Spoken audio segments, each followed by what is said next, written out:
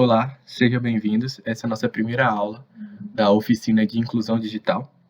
Eu sou Rodrigo, estudo engenharia da computação na UFS e sou integrante do grupo PET Engenharias.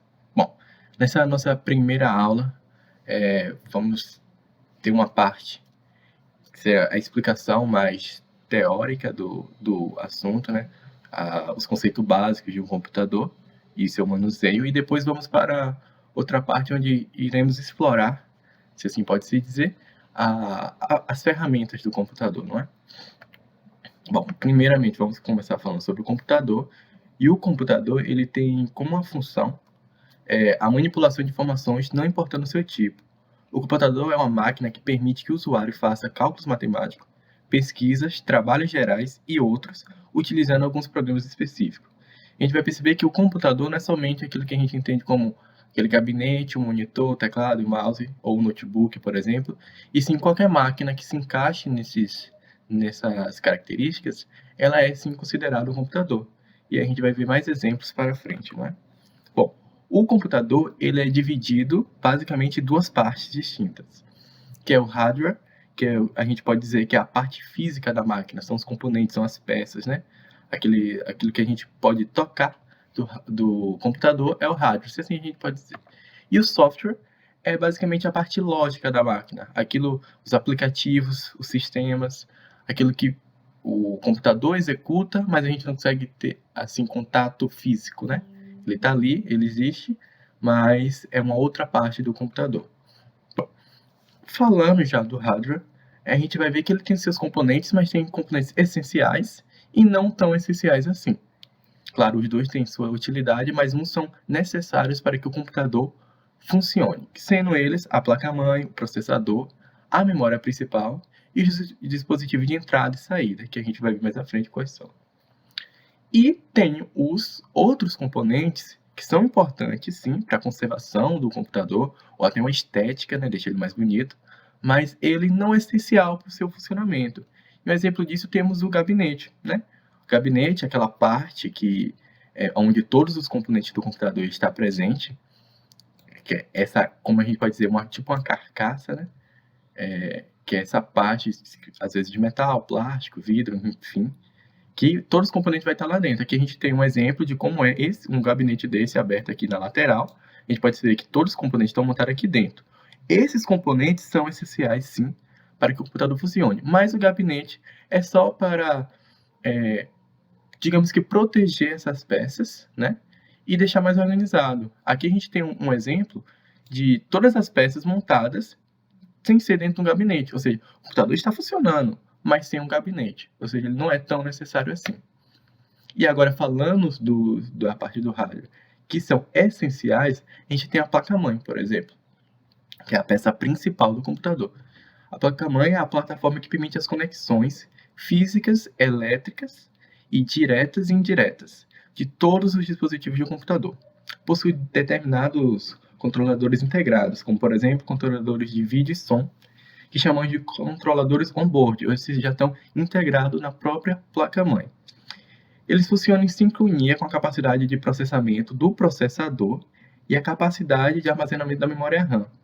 Já determinados controladores podem ser adicionados, ou seja, posteriormente, pois são independentes e são separados da placa-mãe. Esse a gente chama de off-board, que são esses. A gente tem a placa-mãe, já tem alguns controladores integrados, mas tem outros que podem ser adicionados posteriormente, que são os controladores off-board. Temos o processador, mais conhecido como CPU. Provavelmente, alguns de vocês já devem ter visto ou ouvido alguém falar, chamar o gabinete em si, aquilo que a gente viu lá atrás, aquela parte, ou seja, o conjunto dos componentes, né, de CPU. Mas CPU é somente esse processadorzinho, esse chip, né, que é responsável pelo processamento e tratamento de dados que entram e saem do computador, entendeu? Esse é o CPU. Aqui a gente tem um funcionamento básico de um computador, para que fique mais entendido, né? A gente tem os dispositivos de entrada, a gente vai até falar um pouquinho mais para frente, são basicamente o mouse e o teclado. Então, com isso, o usuário vai indicar os dados, mostrar o que ele quer fazer, o computador vai processar todas essas informações, Se necessário, usa o dispositivo de armazenamento, né, para ter uma conversa de dados, e depois ele devolve os dados que o usuário quer, através do dispositivo de saída, que provavelmente é seu monitor, e aí você consegue ver o que está acontecendo. Então, essa é a conversa, esse é o funcionamento de um computador, pelo menos o funcionamento básico, né? A ideia principal é essa. Memória, agora a gente vai falar da memória principal, a memória RAM. A memória RAM, ela que permite a leitura e escrita de um dado, sendo utilizado como memória primária em sistemas digitais. Bom, a memória RAM ela é um componente essencial em qualquer tipo de computador, pois nela são carregados os programas em execuções e respectivos dados do usuário. Porém, a RAM é uma memória volátil, ou seja, todos os seus dados são perdidos quando o computador é desligado. Para evitar perdas, é necessário salvar uma memória secundária não volátil, que é o exemplo do HD. Em outras palavras, o que eu quero dizer é que essa memória RAM, todos os aplicativos que você está abrindo enquanto você está mexendo no computador, todos os aplicativos que você está executando naquele momento, é a memória RAM que está armazenando, entendeu? Os dados, a senha, essas coisas, tudo que você está utilizando ali está sendo salvo na memória RAM. A partir do momento que você desliga o computador, ela perde tudo que estava salvo nela. Quando você iniciar, ela inicia vazia novamente. Então, é isso que acontece com a memória RAM. Agora, os dados de aplicativos em execução. Quando temos uma foto, um vídeo, um documento salvo, esse vai para outra memória que a gente vai ver daqui a pouco, que é ela que, mesmo o computador desligado, ela mantém as informações. Aí que é para evitar as perdas desses dados, né? Se você quer esse arquivo salvo após você desligar o computador, temos várias memórias que é possível salvar isso, que é o CD, DVD, não é tão utilizado hoje normalmente, mas temos o HD, alguns já embutido no computador e outros HD externo. Temos o micro SD, que é o cartãozinho de memória, e pendrive, e assim por diante.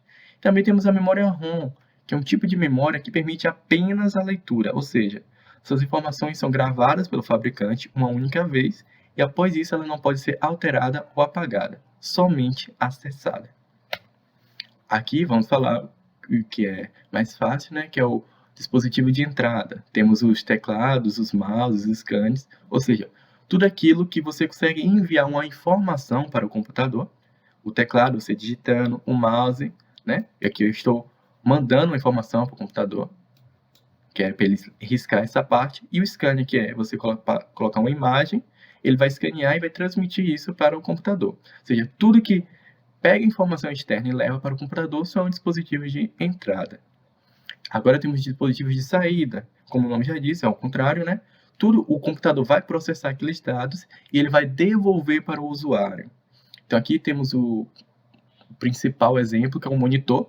Temos vários tipos de monitor, alguns mais antigos e outros mais novos, modernos, né? Temos o monitor CRT, que é aquele tubão, aquele mais antigo. Temos um monitor LCD, um dos mais comumente utilizados. Temos um monitor de LED e temos um monitor de plasma, que é o mais moderno até então. Bom, alguns desses monitores mais modernos, de alguns notebooks, por exemplo, você vai perceber que ele tem uma peculiaridade. Ele pode servir tanto dispositivo de entrada como dispositivo de saída. Tá? Mas como assim? Imagine a tela do seu celular, né? Aquele seu smartphone. Ele é digital, você toca, ele vai, envia a informação e devolve. Ou seja, ele é touchscreen. Quando você toca, você está passando informação para ele. E tem monitores de alguns notebooks, ou até computadores, que você consegue tocar na tela dele, como se fosse o touchscreen de um celular. Então, você está passando informações para o computador e, ao mesmo tempo, ele está lhe retornando. Ou seja, esse monitor é tanto um dispositivo de saída quanto de entrada. Mas os monitores mais comuns, né, eles são somente de saída. Temos outros exemplos de dispositivos de saída, que são as impressoras. Justamente você tem um arquivo, uma foto, um documento, e você manda o computador imprimir, ele vai e lhe devolve, de forma externa, aquela foto, aquela imagem, enfim. Né? Temos vários tipos de impressora também, né? A matricial, o de jato de tinta e a laser. A laser é mais comumente para grandes impressões, né? Você vai provavelmente encontrar algumas lojas que é realmente para impressão. E a jato de tinta também, a matriarcal é a mais comum, né? Pronto, e unidade de armazenamento. Agora voltamos àquela parte de uma memória que você quer salvar seus arquivos, mesmo após o desligamento do computador. O disco rígido, né, que é mais conhecido como HD, é uma memória secundária não volátil. Não volátil o quê? Você não vai perder esses dados quando desligar, onde são armazenados permanentemente os dados do computador. Permanentemente assim, até que você queira excluir, você pode excluir, mas ele não vai ser auto-excluído, né? Não vai ser desligando o computador que você vai perder essas informações. Aqui temos exemplos de HDs, temos o PATA e o SATA, que são as entradas, né, os conectores deles. Em falar em conector, temos aqui alguns exemplos, né? Esse é o SATA, esse conector aqui. Esse daqui é o CSCI. E esse é o IDE, ou então ATA, né, como é comumente conhecido. Aqui são só para vocês terem conhecimentos, mas não precisa gravar tanto essas informações assim. Mas sabe que HD é uma parte extremamente importante e ele é muito sensível, né? Você tem que ter muito cuidado com o HD, ele não pode sofrer qualquer avaria, qualquer queda, porque pode danificar o disco rígido dele e assim você perde todas as informações que está nele e ainda por cima fica inutilizável, né? E para evitar isso, para evitar que aconteça a perda dessas informações, é sempre bom você estar fazendo backup, ou seja, salvando essas informações em outro lugar, porque caso você perca nesse, você tem seus documentos, seus dados salvo em outro lugar. Assim você não perde tudo, não é? E agora vamos falar um pouco de tecnologia móveis, que é basicamente para a gente saber que computadores é mais vasto do que a gente imagina. Primeiramente, temos um notebook e um netbook. Ambos são computadores portáteis e leves, né? Mas o notebook em si, ele é um computador portátil, leve e designado de modo a fazer que sua bateria seja capaz de abastecê-lo por um longo período de tempo, né, de horas, e para ser transportado e utilizado em diferentes lugares com facilidade. Ele tem a mesma funcionalidade de um computador comum, a diferença é que ele é mais prático. Ele é para ser levado para alguns lugares, para você continuar suas tarefas e assim por diante. E o netbook é um notebook numa versão menor, mais portátil. Claro, sua bateria vai ser de menor duração, mas ele tem basicamente as mesmas funcionalidades que um notebook tem. Temos agora os computadores de mão. São computadores movidos a bateria pequeno o suficiente para ser carregado para praticamente qualquer lugar, né? E ele, embora não tão potentes como os desktop, né, como um notebook, um computador, os computadores de mão são úteis, por exemplo, para vendedores externos, né, de uma empresa que precisa constantemente estar ali fazendo pedidos e agendar compromissos, armazenar contatos. Claro que hoje em dia não é tão comumente usando porque temos o smartphone, que é o próximo que vamos falar. O smartphone é um telefone celular que possui alguns recursos avançados que normalmente são utilizados em um computador. Hoje em dia, seu smartphone ele tem quase todas as funcionalidades de um computador. A tendência é que fique assim, que a cada ano que passe, ele tenha mais funcionalidades, não é? Bom, como por exemplo, além das funções básicas de um telefone, né, normal, o smartphone você ainda pode acessar e navegar na internet, enviar e-mail, né, conseguir tirar foto, enviar foto, postar já diretamente em redes sociais, entre outras funções, né? Já tem o pacote Office, que é o que vamos aprender mais à frente na oficina, que é o Word, o Excel, o PowerPoint. Isso tudo já tem também no celular. Ou seja, o smartphone ele é como se fosse um computador de mão, basicamente. É um celular bem mais avançado. E o tablet, que é o mais comumente conhecido, é um dispositivo móvel que combina os recursos de laptop e um computador de mão. O tablet, ele nos permite fazer anotações, navegar na internet, acessar e-mail, entre outras funcionalidades. Continuando, vamos falar um pouquinho rapidamente sobre unidades de medida. A unidade de medida, o computador, você tem que entender que ele tem uma linguagem diferente para conversar, né? O computador em si, lá na sua programação, lá no fundo, ele só reconhece 0 e 1. Algum de vocês já deve ter escutado sobre números, sistema binário, né? Que é 0 e 1, basicamente. Aí você consegue escrever qualquer caractere com um conjunto de zeros e 1. E, basicamente, ele trabalha com isso e significa que 1 é ligado e 0 é desligado. Tá, mas o que isso tem a ver, né, com unidade de medida? Esse sistema é conhecido como a base, né, o sistema binário base. Ou seja, só 2 dígitos compõem todos os dados. O menor fragmento desses dados é chamado de bit, né? E bit tem um significado de ligado ou desligado, que um bit é um 0 ou 1. Entretanto, um bit não consegue formar dado nenhum de arquivo, porque é muito pequeno, né? Você não consegue ter um arquivo do tamanho de 1 bit. A menor unidade de dado armazenável é um byte, que é o que a gente vai ver aqui, ó. É um byte, tá vendo? Essa é a sigla dele, que aqui é o expoente, e a quantidade de bits dele tem, que é 8. Que isso você consegue formar um caractere. E assim por diante, ele vai aumentando numa progressão de 1024, né? 1024 bits, e a gente consegue formar outros arquivos. Então, o kilobyte, que é conhecido, aqui é seu expoente, e aqui é a quantidade de bits que ele tem. Aqui nós já conseguimos ter alguns armazenamentos, se você olhar no seu celular, você pode ver que algumas mensagens de voz, né? Se você conseguir olhar lá nos seus documentos e tudo mais, você vai ver o tamanho do arquivo pode estar em kbytes, né? Esse KB.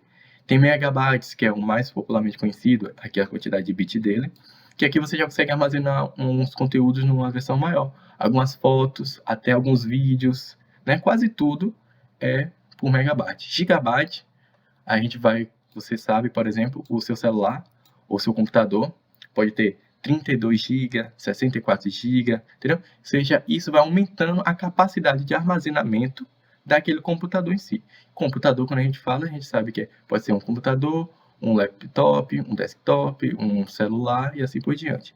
E o terabyte, que é uma das maiores formas de armazenamento, né, que alguns computadores têm 1 terabyte de memória, e aí equivale a muito bits, uma capacidade de armazenamento muito grande. E agora vamos falar um pouco sobre software. Basicamente, vamos falar, para finalizar um pouco aqui, sobre o que compõe, né? A gente falou do hardware, agora vamos falar um pouco do software.